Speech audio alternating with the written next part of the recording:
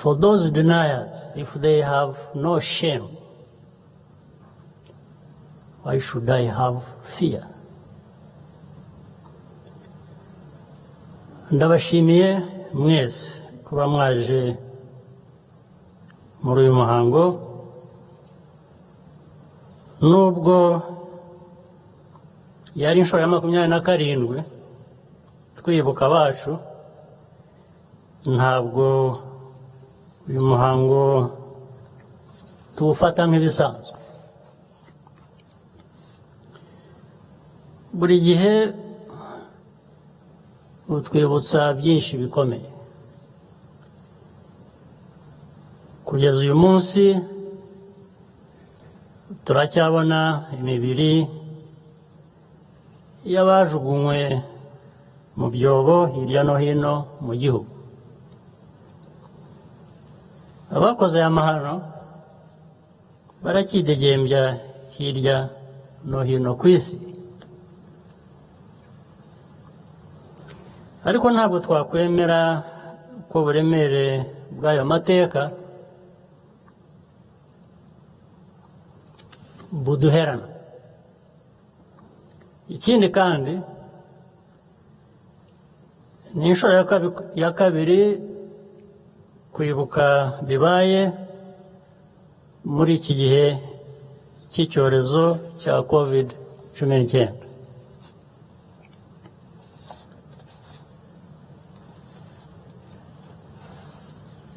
Kuba tudashobora guteranira hamwe nk'uko bisanzwe birongerera agahinda abarokotse Jenoside, kandi ukwihangana kwabo no kudacika intege ari byo biduha imbaraga zo gukomeza kwiyubaka no kubaka igihugu. Turabashimira inkunga yanyu no kwihangana no kwitanga kugira ngo twese tugire ejo hazaza heza. Kongera kubaho nk'igihugu tubikesha abanyarwanda benshi bashatse kubaka u Rwanda rwiza rubabereye, bakanga kuba ibikoresho by'abayobozi babi. Amahirwe yo kubaho mu buzima bwiza bayabonye bayafatishije amaboko yombi. Iyi ni inkingi ikomeye mu bigize imbaraga zacu. Kubera izi mpamvu no mu bihe by'ibibazo bikomeye n'abifuzaga kubarangaza no kubatesha igihe, Abanyarwanda barushijeho gukomeza kunga ubumwe. Nta kindi gihe u Rwanda rwaranzwe n'ubumwe no kureba imbere nk'ubu. Aha ndavuga cyane cyane urubyiruko, ari narwo rugize umubare munini w'abaturage b'igihugu cyacu. Iyi ni nayo mpamvu abashaka kuducamo ibice no kudutesha umurongo bananiwe, kandi bazakomeza kunanirwa. Ahasigaye nabasabaga ngo munyemerere mvuge mu rurimi rw'amahanga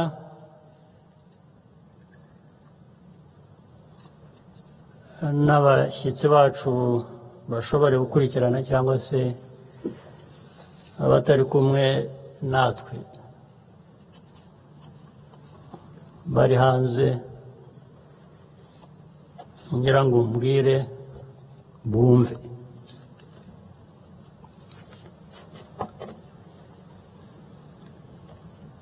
Kwibuka challenges us to reflect on the context of the present moment, as well as the cumulative history that has led us here. Rwanda may not yet be wealthy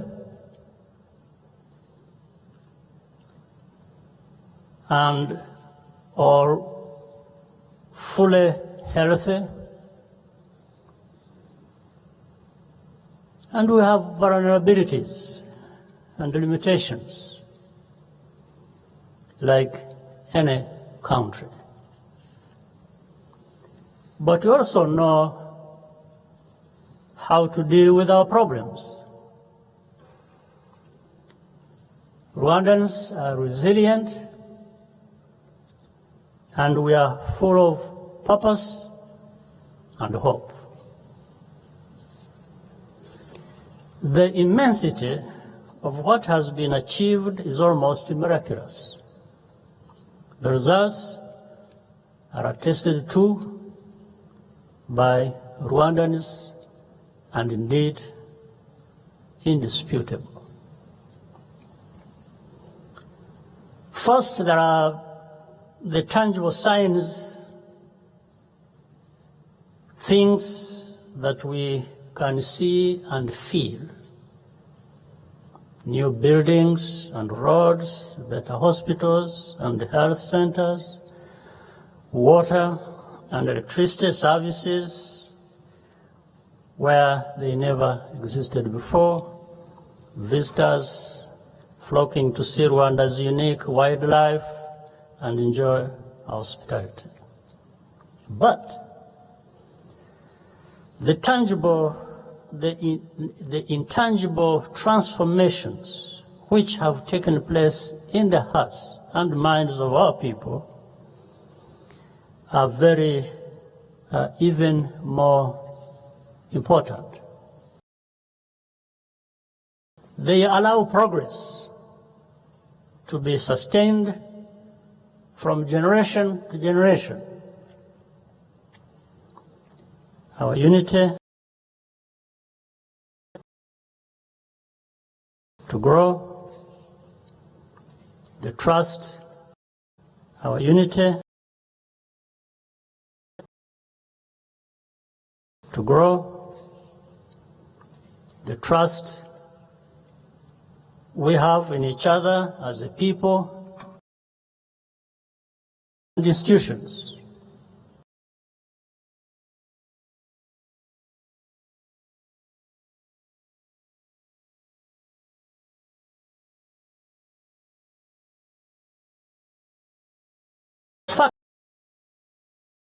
Story serve as an uplifting symbol of renewal, even hopefully beyond our borders. The collective self-assurance comes from the spirit of Agaciro, which inspires everything we do. The Rwandans of today have gained a lot, which means we have something precious to defend. This requires constant vigilance, along with a commitment to introspection and honesty. decades, even centuries of progress can be wiped away in the blink of an eye. We have seen examples in different societies around the world, no matter how advanced. I know for certain that Rwandans will always be ready to protect what we have built without hesitation or apology. Like every country, Rwanda has the right to use all legitimate and lawful means to counter attacks on our people, no question about it, and the principles of our Constitution. Whenever possible, we bring those who threaten our country's peace and security to justice. The rule of law is not up for debate. In fact,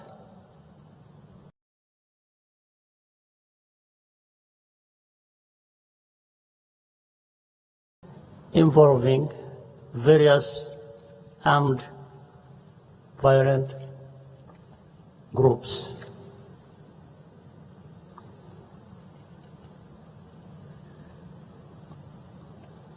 You know, it's funny because among those who are undergoing trial, there are those who have been living outside,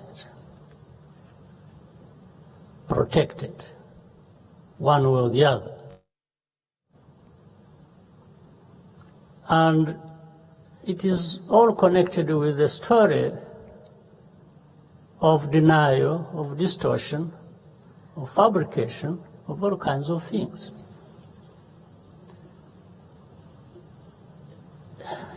It's interesting to find that when these trials are ongoing, for some, especially those who are hosting these people, the issue is not what they did that they are being tried for. The issue is how they got here.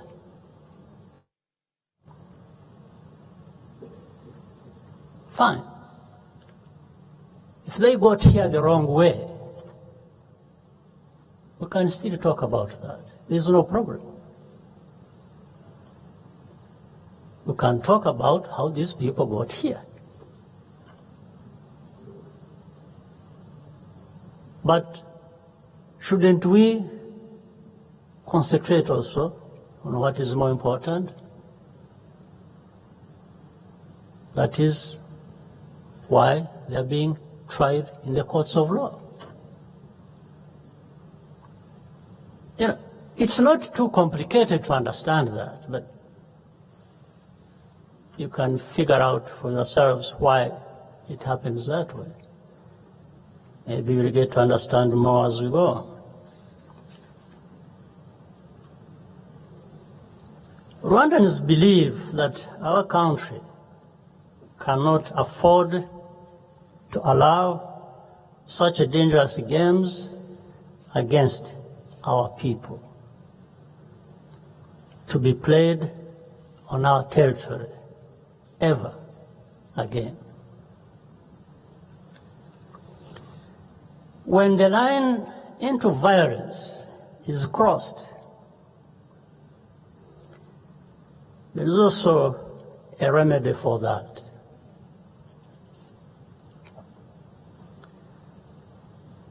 Most of these actors sought international relevance by killing innocent people and threatening our economy.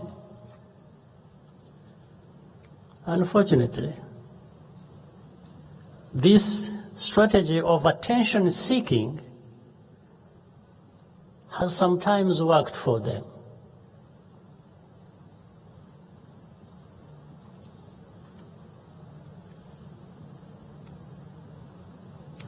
You know,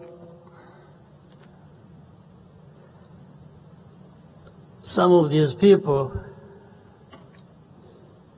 are out there in places where they have a lot of lessons for us as to what is democracy, what is freedom, what is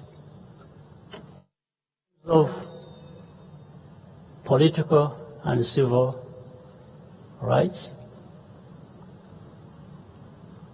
At the same time,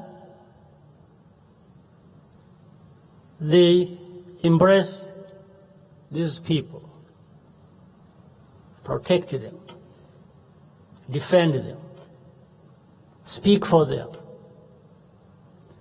because they are saying these are people who want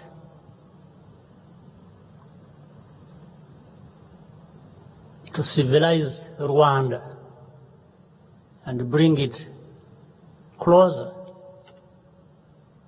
to that level where we are not. Now, many times we have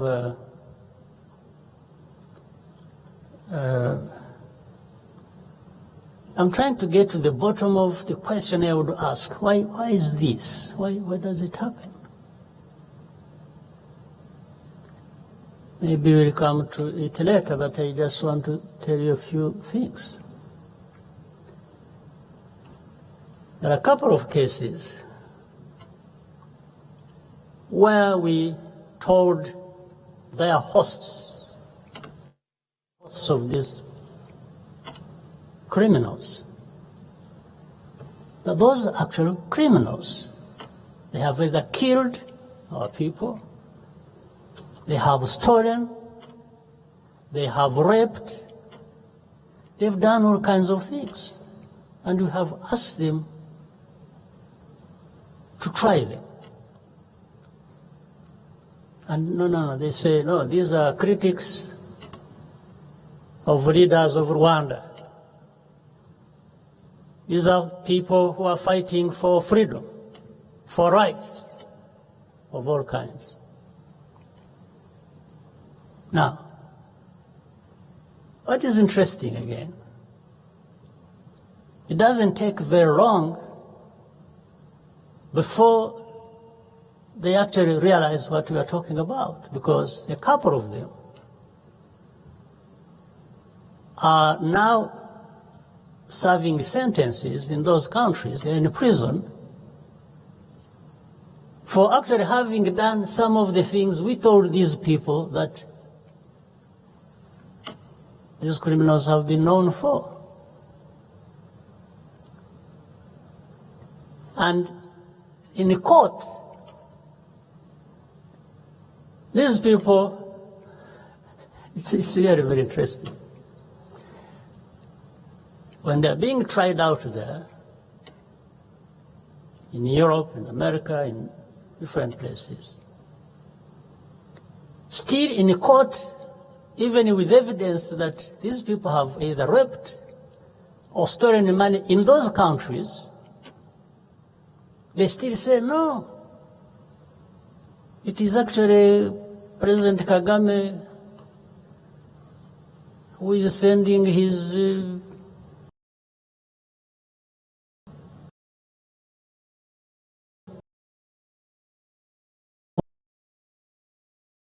I can't. How can I send somebody to come and give you instructions to rape and you rape? How can I send somebody, an agent, to come and ask you to steal, and you steal? So if there are cases you need to sort out with Rwandan leaders, that's okay, but you first answer for those cases. So, and then we go back to these people, friends we talk to every day, say, well, but we told you. Still, they will not believe us, even when they have seen this. You heard the other day when the person who was brought here, and the question is how he got here, not how he was associated with, was leading a group that was killing people here in Rwanda.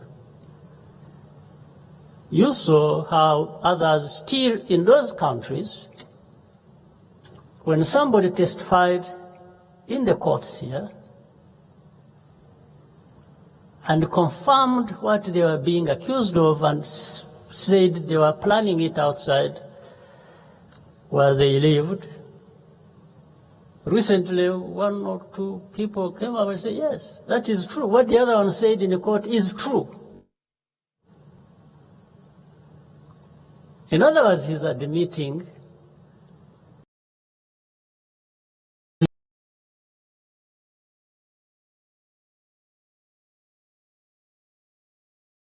well, but here we are protected. Nothing is going to come. Nothing is going to happen to us. And maybe you're also not going to be able to bring us there where you have brought that one. So you can see how disturbing this is, but yes, we fully understand the world we live in. So, disgraced former officials, motivated by petty resentments, have spent years cultivating influential foreign gatekeepers with a flimsy campaign of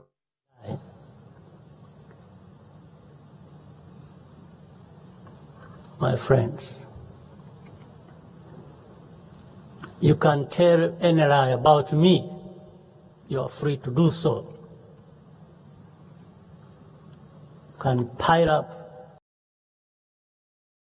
It won't change me. Absolutely not. It won't change this country to be what you want it to be. Doesn't matter how many lies.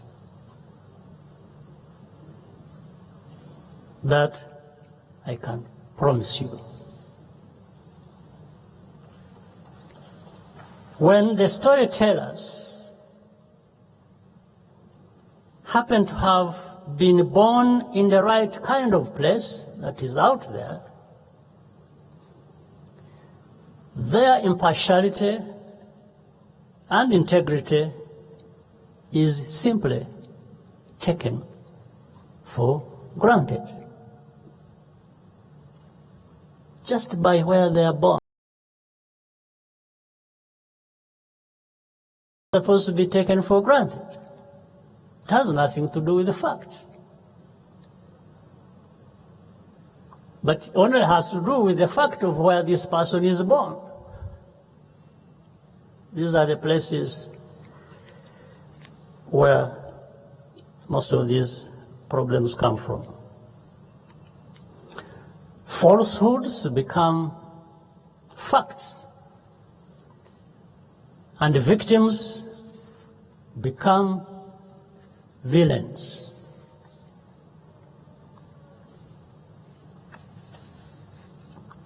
Acts of terrorism are portrayed as principled expressions of opposition and dissent, while Rwanda's response is singled out for criticism. Let me tell you this. we will be happy to be criticized for doing what we have to do and believe that we have to do against these acts against us.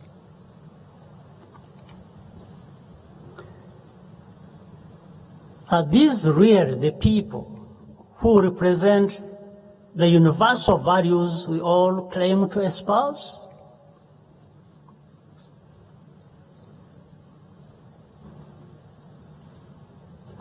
It is outright wrong. It's wrong. It can't be otherwise. We are left wondering how many bodies there have to be before we are seen as having the right to take appropriate action. Do you remember the famous interview in the old days, 1994, where people had problems of naming what was happening in Rwanda at that time? Some people are struggling to call it genocide. Well, today we have another struggle. People are struggling to call it now genocide against the Tutsis. But the problem of definition started way back in 1994. Or just simply naming it what it was.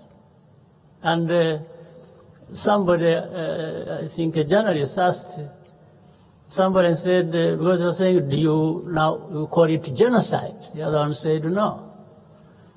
Said it is acts of genocide. Then the journalist asked, how many acts of genocide does it take to call it genocide? Do you remember that story, or that interview?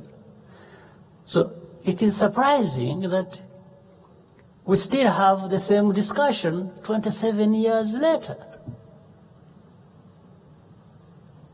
It's amazing.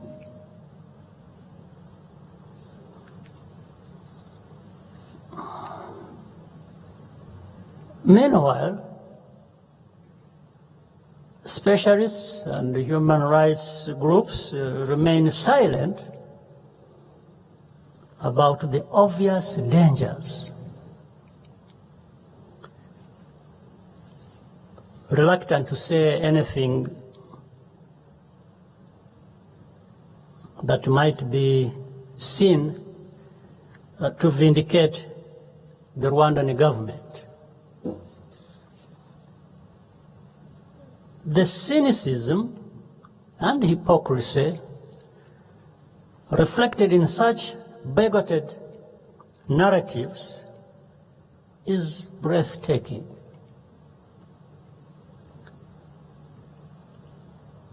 And on our African continent, Rwanda is hardly the only target of these tactics.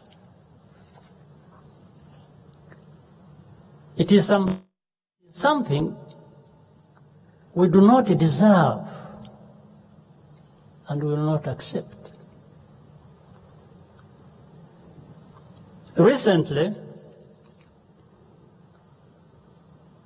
a commission of historians appointed by the French government released a detailed report after reading official archives that had remained secret. The report shows that President Mitterrand and his closest advisors knew that a genocide against the Tutsi was being planned by their allies in Rwanda. That's what Dr. Bizimana said. Despite that knowledge,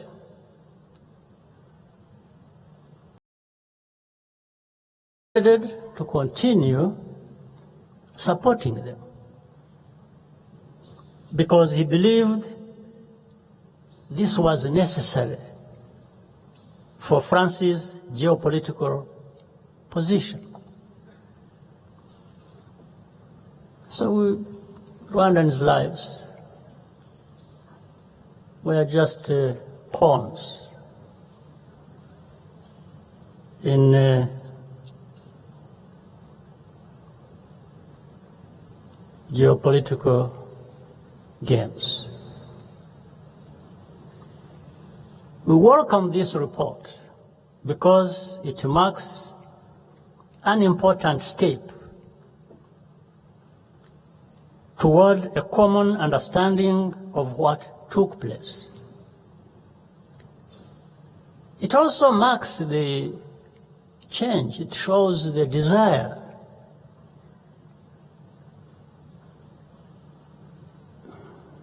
even for leaders in France to move forward with a good understanding of what happened. And we welcome this. We welcome this. We are going to have the report presented to us, and we have been informed about it, and it's a good thing. Rwanda will also have a word to say in the near future. In fact, it is maybe around the third week of this month.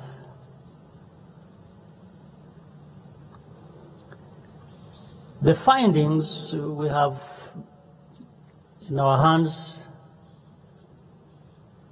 based on the work that has been done by people who are commissioned to do that, almost similar or parallel to what was being done in France. The findings go in the same direction.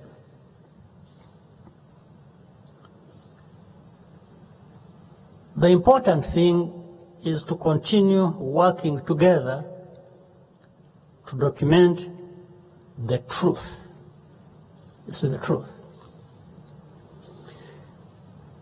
The decades-long effort by certain French officials to cover up their responsibilities has caused significant damage. History was falsified by promoting the lie of the so-called double genocide, including with the mapping report. Fraudulent court cases were launched in Europe against our officers and officials. Genocide suspects were granted safe haven, and Rwanda extradition requests refused.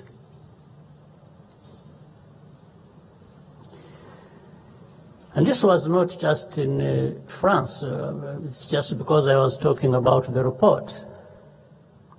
Even in other capitals of those developed countries, we know of cases that have gone on for close to 15 years.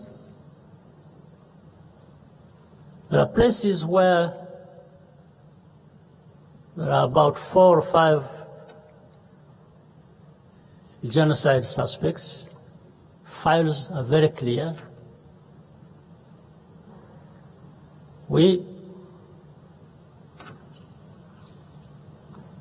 talked to the country hosting them. We begged them. We said, case files are ready, they are here.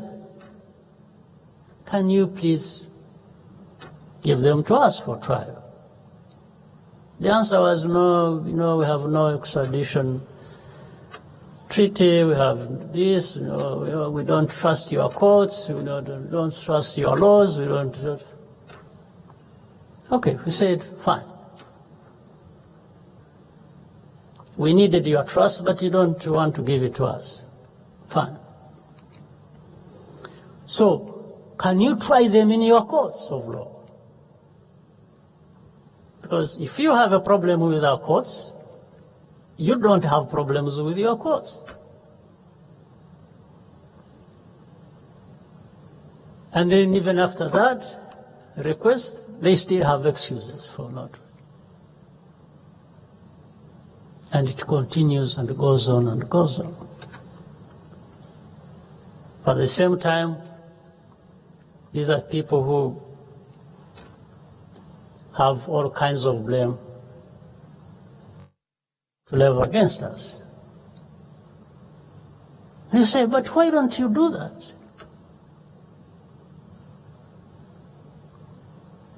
Are you not ashamed of protecting genocide suspects? Covering up for them for any reason? Okay, if you said you don't want me to try them, why don't you try them?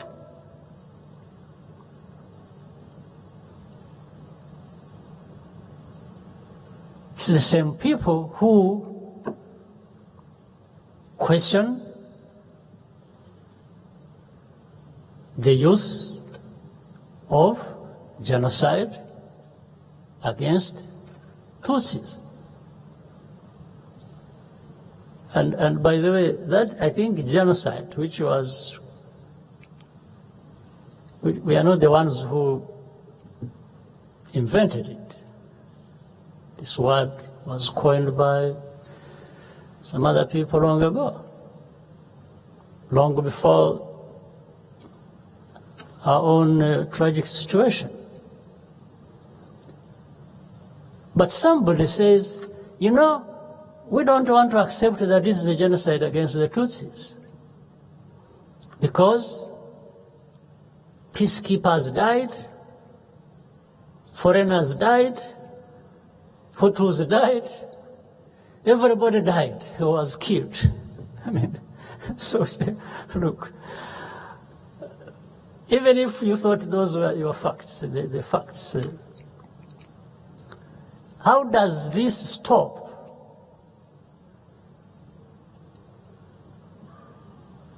isolating this case and treat it the way it should be treated? And then you can come up with your long list of other cases to deal with. So I don't doubt these people's capacity or logic or anything. No, it's something else. It's like saying, no, let's not try this guy for the crimes he committed. Let's deal with the case of how he got to this court. Let's forget about that.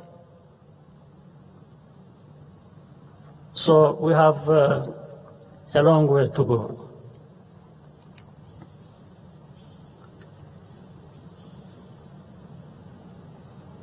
So when these genocide suspects are granted safe haven and extradition requests refused,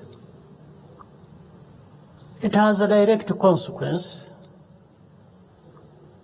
And we have seen a massive increase in genocide denial and revisionism, which will take years to reverse.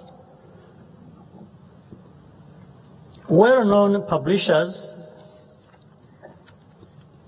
release books accusing the RPF itself of having masterminded the genocide in order to take power.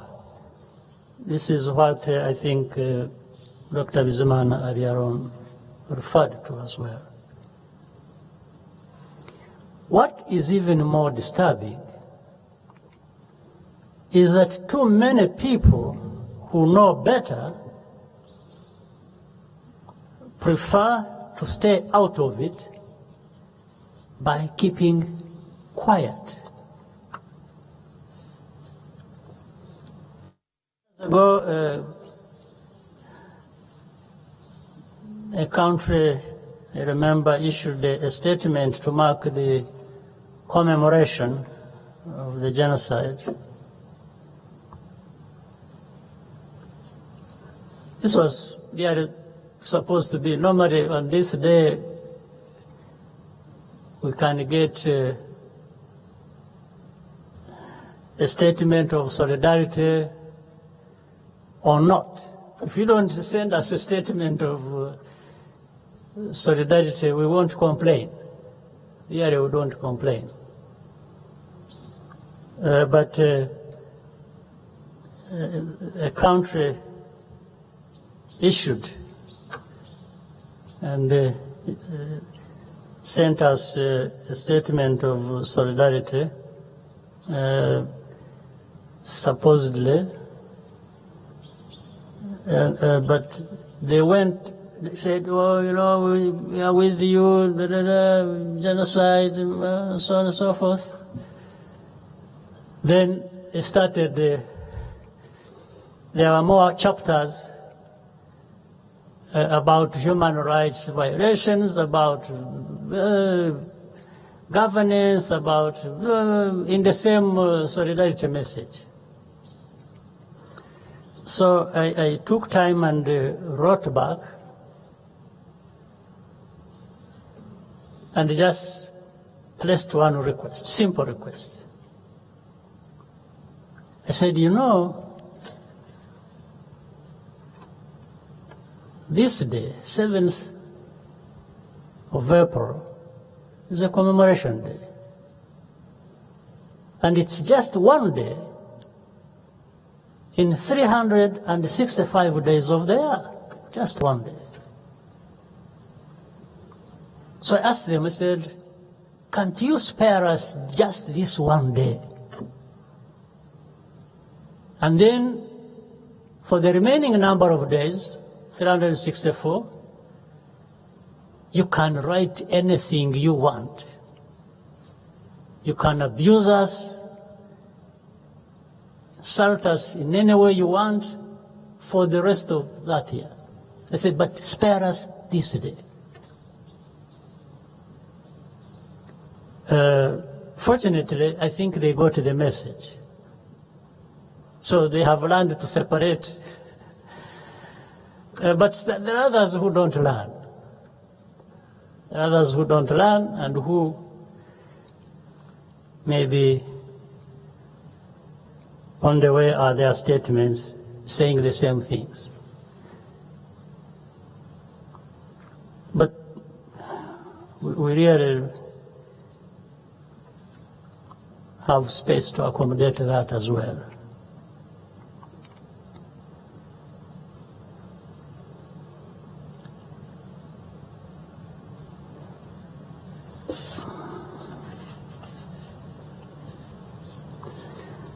And surely,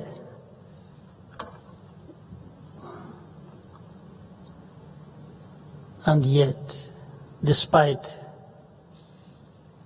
a unanimous resolution by the United Nations General Assembly, there are still one or two countries which stubbornly refuse to use the phrase genocide against the Tutsi. In the whole of the General Assembly, they have that understanding and agreement except one or two.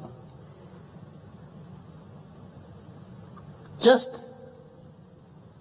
as they resisted using the word genocide that I told you of in 1994, until it was too late. Then they came back to the word itself. But we heard that I think some people had a problem that if they called it genocide, then it puts a heavy burden on them to act, to stop it. So they were really trying to avoid the heavy burden of stopping it by refusing to call it genocide.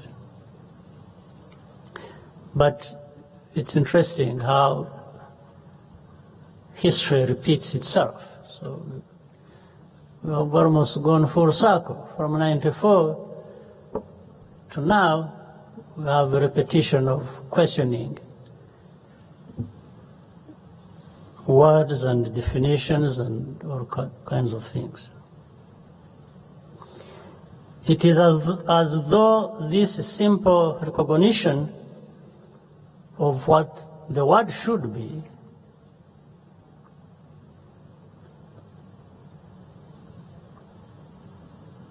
would be a reward bestowed on Rwandans in exchange for good behavior, in their view. In their view, you behave the way they want you to behave, and view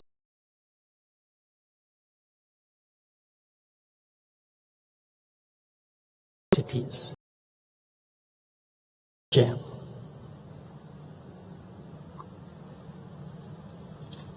But I don't think we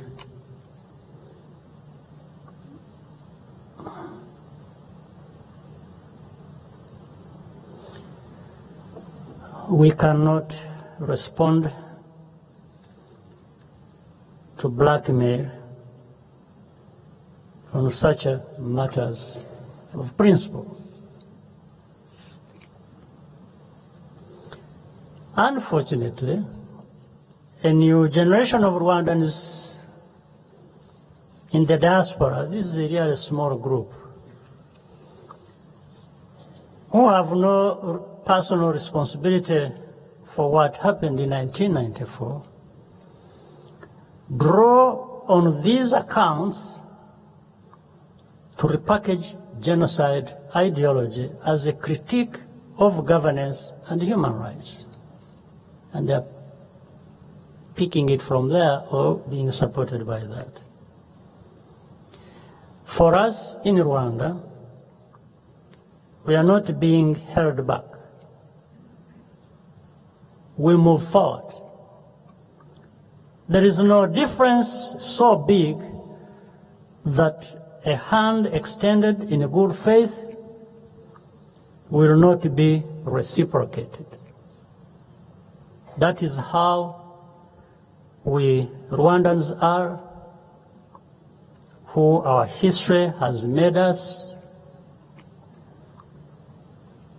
But the currency of forgiveness is truth.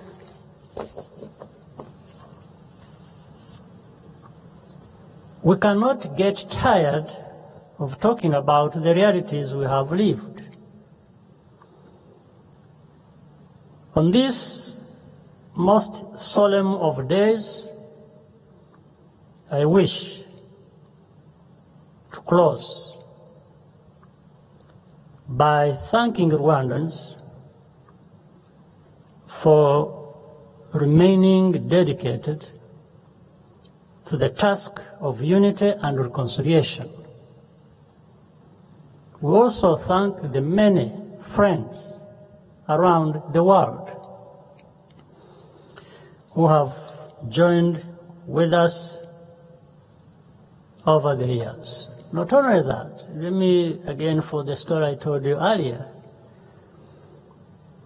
While people are having problems of calling what was genocide and so on and so forth at the United Nations,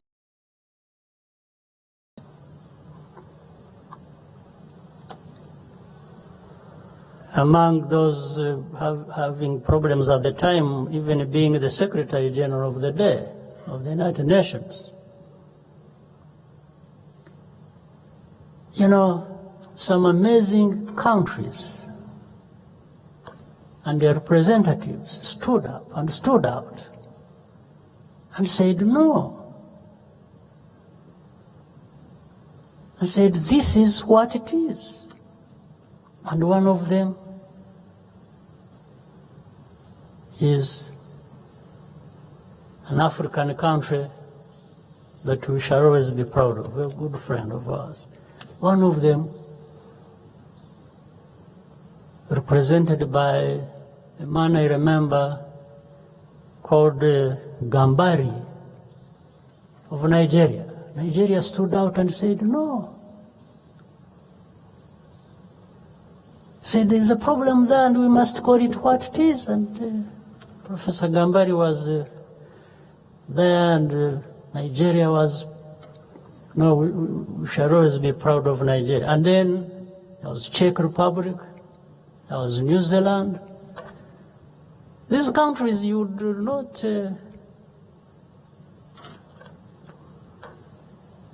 think about first when it comes to,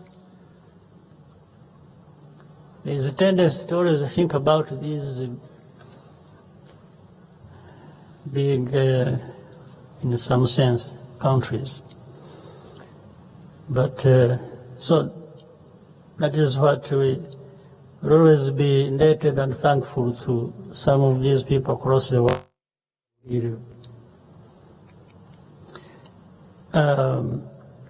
Let me end by telling you something I remembered, and I end from that. When we were still young and going to primary school, I remember being told a story of a lion or leopard and a sheep.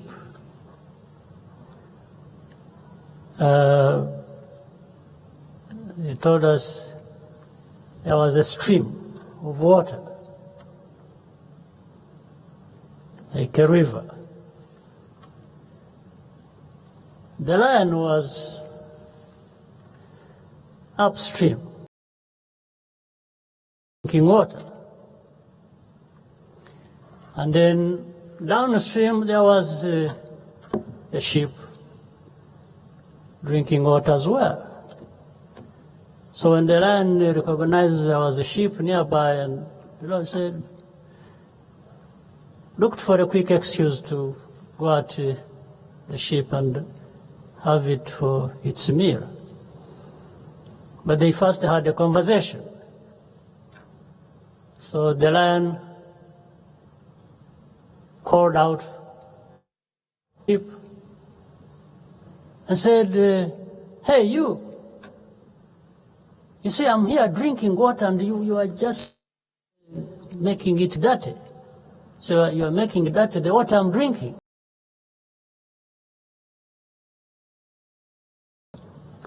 Humbly said, but sir, I'm downstream. Where I'm drinking the water from, even if I was making it dirty, it's not coming up to you, it is continuing in the way. So the lion got angry, said, felt provoked. Said, how dare you answer back to me like that? You are even abusing me. The sheep said, I'm really sorry, I didn't want to abuse you, I'm not abusing you, forgive me. Said, even the other day, actually you abused me. Then the sheep says, no, but sir, it's the first time I have come to drink water from here, so it's not me. And the lion said, you see, you're really, annoying me. If it's not you, if it is your brother, your sister, or you, who was here, how? So I say, no, sir, I am not even aware of my sister or brother that came here. I have come from so far away. It's the first time.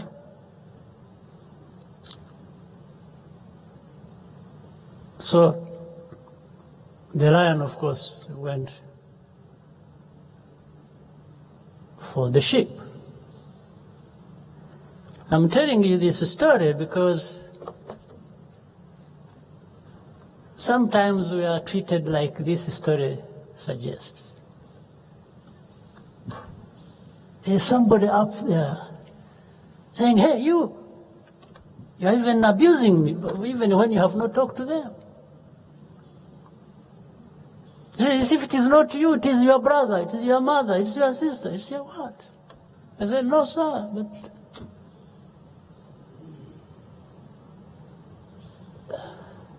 I think some people have been doing that to us.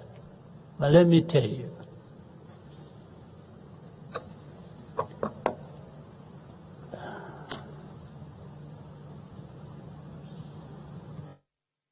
don't ever accept to be sheep.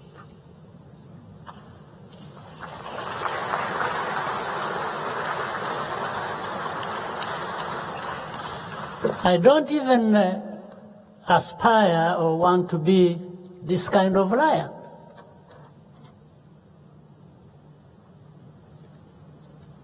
I'm going to be happy being who I am that will challenge this lion. Thank you very much.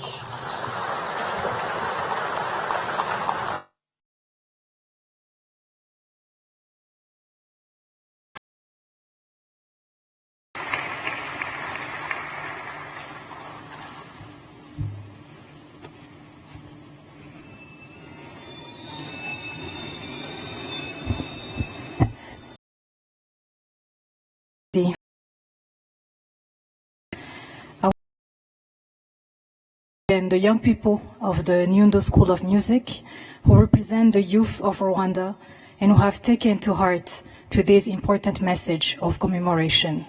Thank you.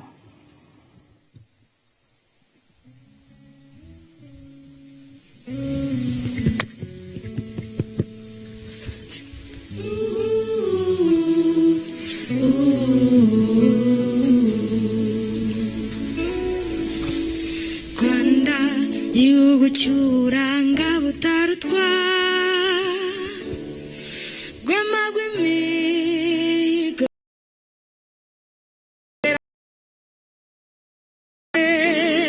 marira mugahinda kindenga kamere twarahaciye ariko turiho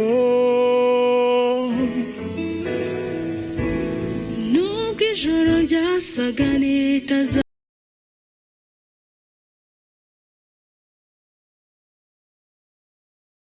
turibuka ariko twiyubaka wavukijwe Rwanda ntibazagaruka ariko batuye imitima tugutuye turabunamira twiyubaka kandi tujya imbere. Do we need over 1 million eyes to see that genocide is a shame to the human race? We rose from the pain, from the tears, from the ashes. How much longer do we have to say never again?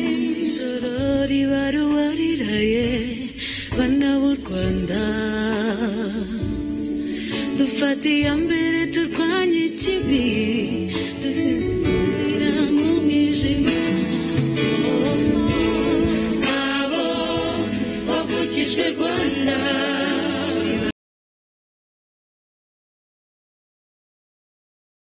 tugutuye